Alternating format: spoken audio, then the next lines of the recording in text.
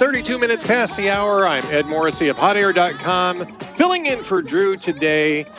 And we're going to start getting civil around here. That's what I say. It's been very civil around here, of course, because this is a civil show. And so it's just a great idea to bring on Alexandra Hudson, daughter of the manners lady, who was raised to respect others. But as she grew up, Hudson discovered a difference between politeness, a superficial appearance of good manners, and true civility. And she has a new book out talking about true civility. It's called The Soul of Civility, Timeless Principles to Heal Society and Ourselves. Alexandra Hudson, welcome to the show. Thanks so much for having me. Well, you know, I would say that this is a really good time for this book. Now, you argue in the book that we've had problems with civility for a very, very long time, and it comes and it goes. And I would say that this is today a particularly challenging time for civility? Have we really dispensed with all of the different manners and mores that helped us to constrain our tempests of emotion and allow us to engage with each other? Or is this sort of the norm of human existence? That's a great question. There's a reason I wrote this book now. We live in a very divided, a very lonely, isolated time. And yet, and I learned this firsthand when I worked in government 2017 to 2018, and I experienced viscerally and witnessed the division in our country firsthand, up close and personally. And yet, as after I left government to write this book, I realized that this question of how do we flourish across deep difference. This is the most important question of our day, but it is also a timeless question. It's the question that's foundational to democracy, to the classical liberal project, but it's also the foundational human question. The human social enterprise is all about how do we overcome our self-love so we can thrive in community. We're profoundly social as a species. We become fully human in relationship with others. And yet, morally and biologically, we're defined by self-love. And we are geared to meet our own needs before others. And that is why friendship, community, civilization, democracy is always fragile. It is never a foregone conclusion. That every generation has to rediscover the timeless principles of human flourishing, civility, that is sacrificing the ego, sacrificing the self so we can thrive in community. But every person has to make that decision for themselves every moment of every day. Will I sacrifice my immediate needs and desires for the sake of flourishing in community with others, which is the highest and best life?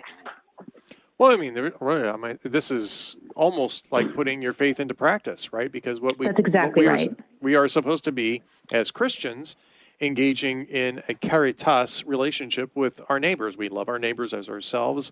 That is a self-giving love that is mirrors the self-giving love of Christ, and that is what we are called. That's the level of love that we are called to, which means that we put aside the things that we need for the good of others. And family life is like that. I mean, the family life, a properly oriented family life is like that. It's very difficult to have a family life if everybody in the family is out for themselves. I mean, it's almost impossible to have a family life around that type of thing. So my question is there a parallel here between the decline of family life and the decline of civility? It's a great question. I mean, being raised in a Christian home myself and raising my children in a Christian home, it's essential every day to model for my kids and instruct them in how to overcome their selfishness.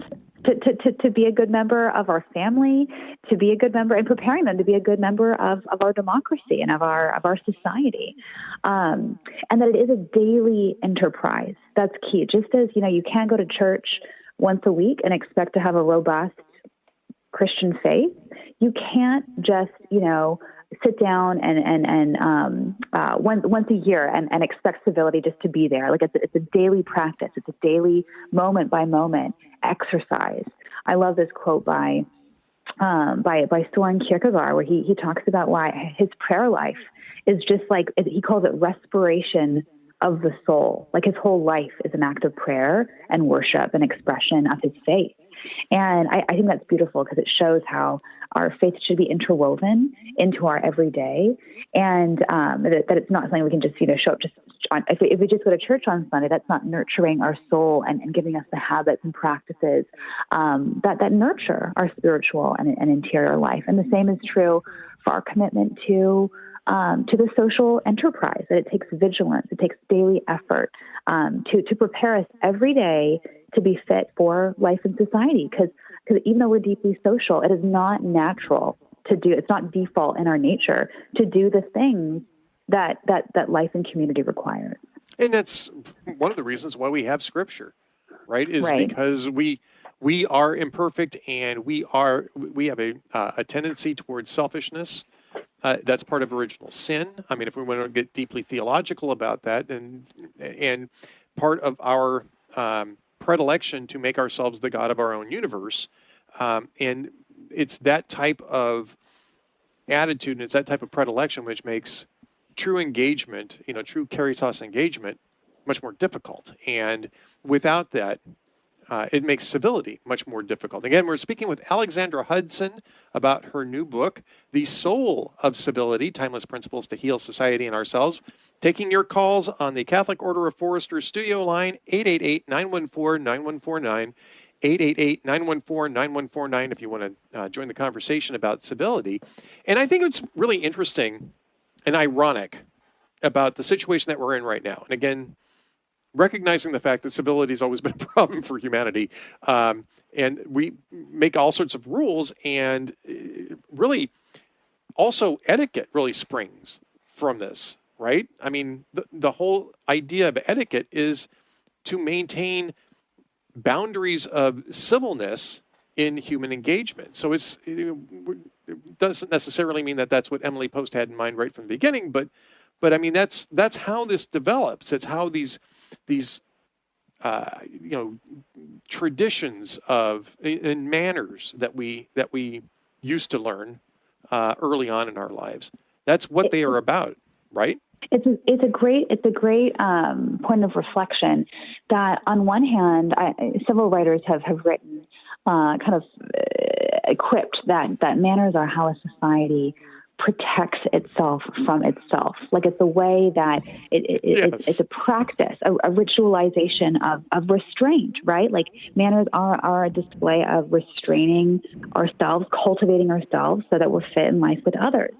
And the problem becomes, though, when we take these behaviors as shortcuts for character. On one hand, the book of Samuel in the Hebrew Bible says, man looks at outward appearance, the Lord looks at the heart. And there is this inherent information asymmetry in social life. All we'll ever have to go on when it comes to life with others is how they look, how they act, how they talk. And it requires humility on all of our parts to recognize that that's not always a perfect proxy for inward character. It isn't. It's not. And so that's part of why and how I came to this realization that despite being raised in this home that both my mother is incredibly hospitable and charitable and kind to the stranger. My home was a revolving door of homestays and newcomers to our communities, immigrants, and just, always growing up, we had people over for dinner. But she also cares about manners to the extent that they help us get along with others, to the extent they support the social enterprise. And when I was in government, I realized that on one hand, there were people who had sharp elbows. There were people who were willing to step on anyone to get ahead. And they were hostile and aggressive. And I knew to stay away from those people. On the other hand, there were people who I thought were my people at first. They would smile and they were poised. And yet they would stab me in the back at a moment's notice.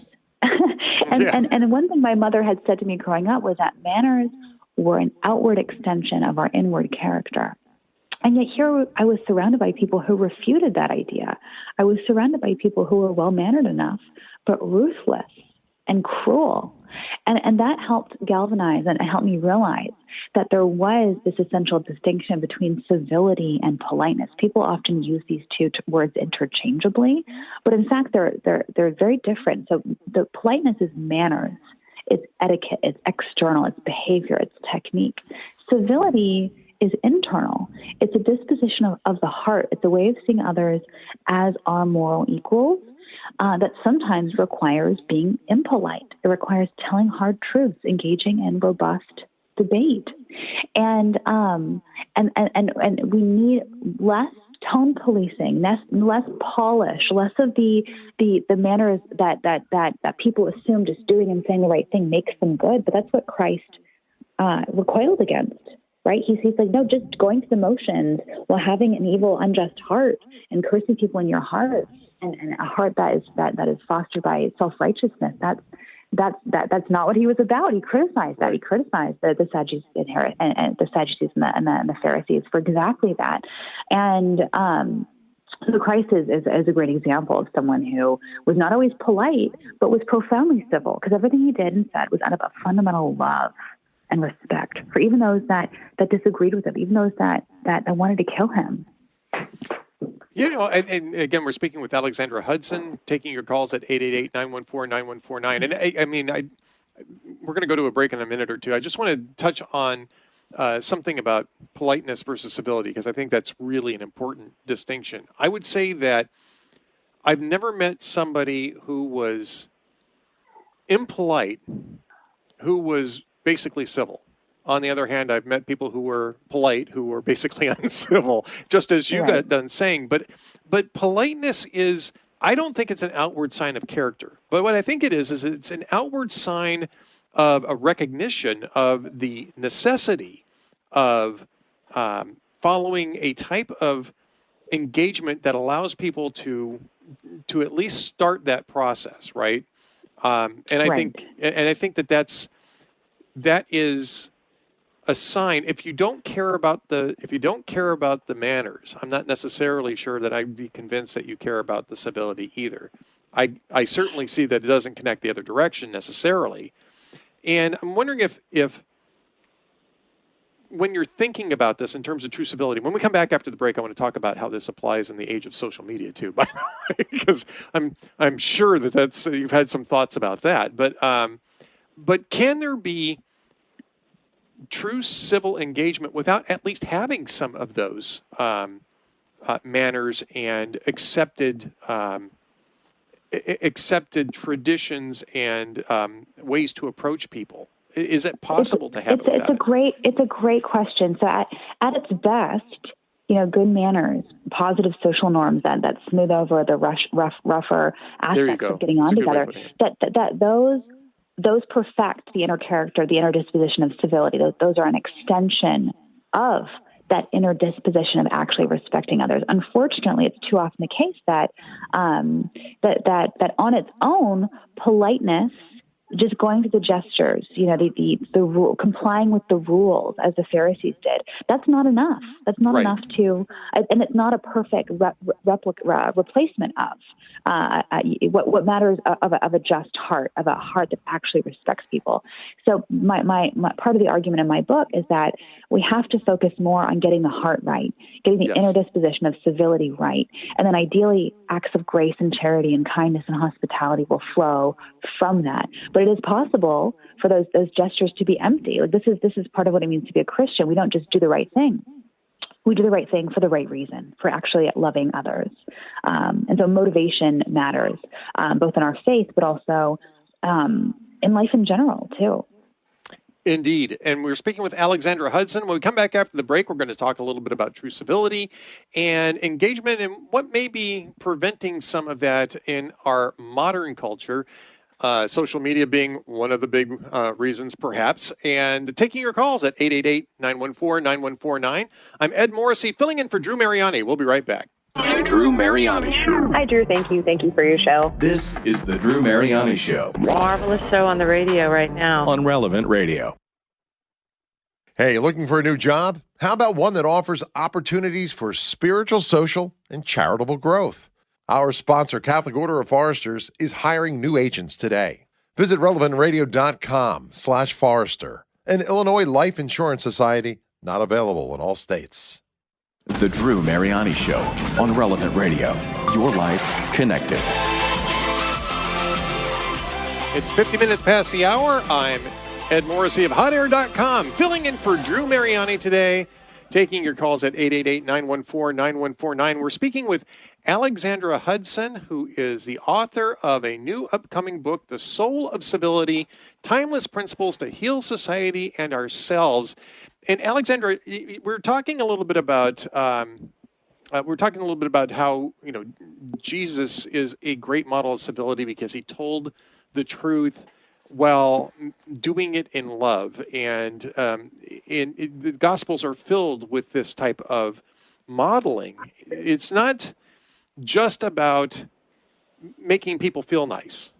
It is about true engagement, but doing true engagement in a manner that allows people the dignity of a respectful engagement. And I think when we're looking at that, we're talking about a type of evangelization, really. That's exactly right. And I want to be clear that the Imago Dei is central to my philosophy of civility that I unpack in the book. When I left government, I left a very divided, very vicious season of our body politic, of our public discourse, of my life. And I left everything I thought I knew about how to flourish across difference and all the faith I had in just being nice to help us get along was shaken. And I was absolutely disillusioned and in despair. And I left government after 1 year of federal government.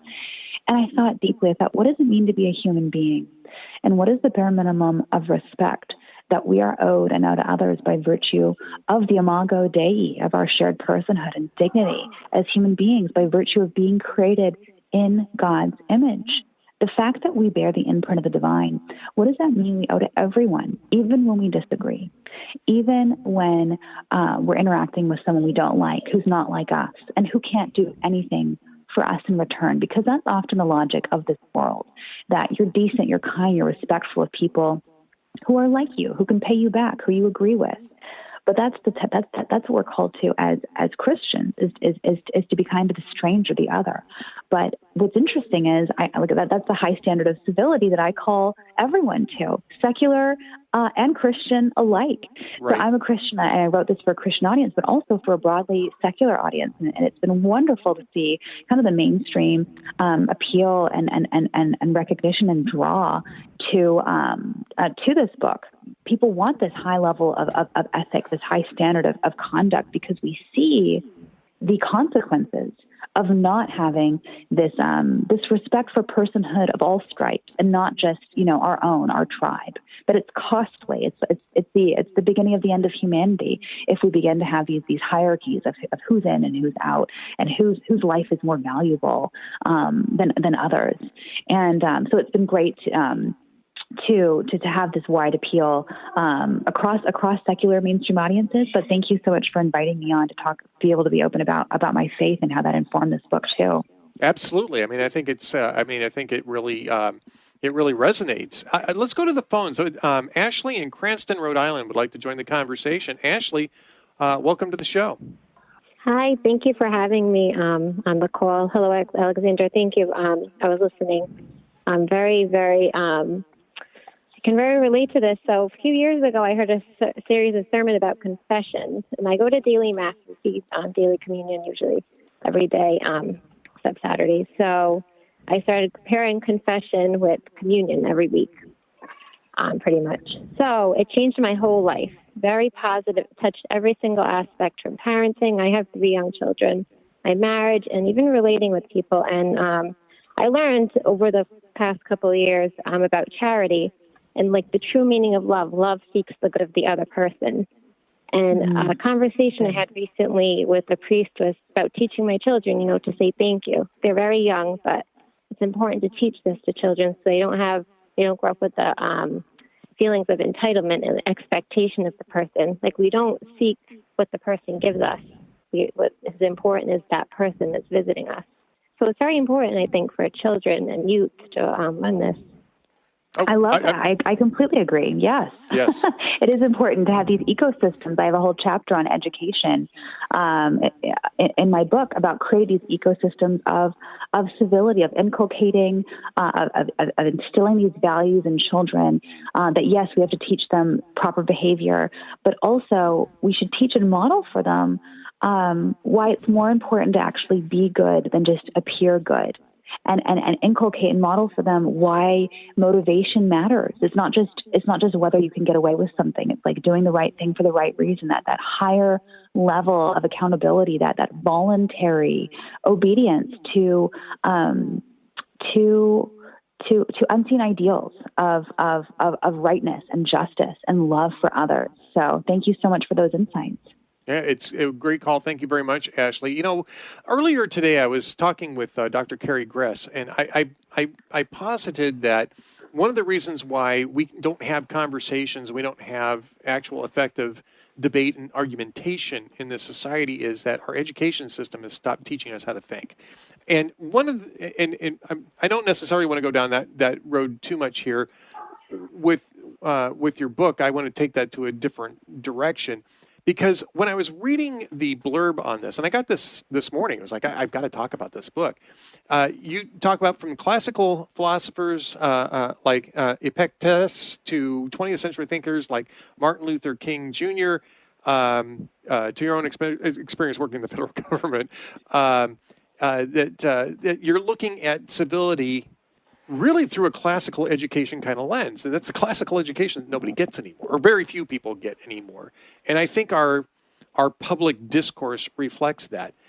But in a parallel way, I think what we're seeing as well, and the reason why even we're not having good debates anymore, but we're also seeing a lot of anger, is because we're not properly catechized for our faith. And you've said this a couple of times, you don't just go to church on Sunday and absorb this. And I don't think that we've had a lot of great catechesis in our lives over that same period of time. And that's the part that's missing. And that's the part that you're addressing right now. That's a great insight. Thank you for that. You know, I was raised in a home that was intellectually omnivorous. You know, my mother had us learning Hebrew and Greek and Latin, like while we were learning English. She spoke to me only in French till I was 2, until I just decided to stop talking to her. Unless she spoke to me in English, I was a strong-willed child. And my parents, they taught us that learning was a way of life. It was just a way of engaging with others and a wonderment in the world around us, and the gift of being human, the gift of creation, of God's beautiful creation. And that was a gift, a profound gift that they gave me, my brothers, and I. So I think you're absolutely right that the classical tradition has a lot to say. In fact, I feature a classical school in my education chapter that I'll talk about in a moment for exactly that reason. But one thing, this intellectually omnivorous education that my parents gave me, allowed me to bring to the table, and to my life in general, was a recognition that all truth is God's truth. And if God created us the way that we are, and we share a human nature, that even outside of revelation, thoughtful people, thoughtful observers of the human experience and the human condition have come to truths independent of revelation. That there are some things you can just observe by close study, by thoughtful reflection on the way that we live and operate in the world. And so that was really fun for me in writing this book. It allowed me to remedy knowledge gaps in literature and different cultures. And, we're all just captive to the education that we were given. But and this is actually, I'll foreshadow, this is my next book project, that it's when we finish school that our education, our true education, can really just begin. And that was what was really fun about writing this book, that it allowed me to discover, for example, that the oldest book in the world that we have today is a civility book. It's given to us from ancient Egypt, 2350 BC. It's called The Teachings of Ptahhotep. And it is as, practical. Alexandra, yeah. We're out of time. I could talk to you for 2 hours on this. Alexandra Hudson, The Soul of Civility, Timeless Principles to Heal Society and Ourselves. That book is coming out. Go out and pre-order it. I'm Ed Morrissey, filling in for Drew Mariani. Stand by for The Cale Clark Show.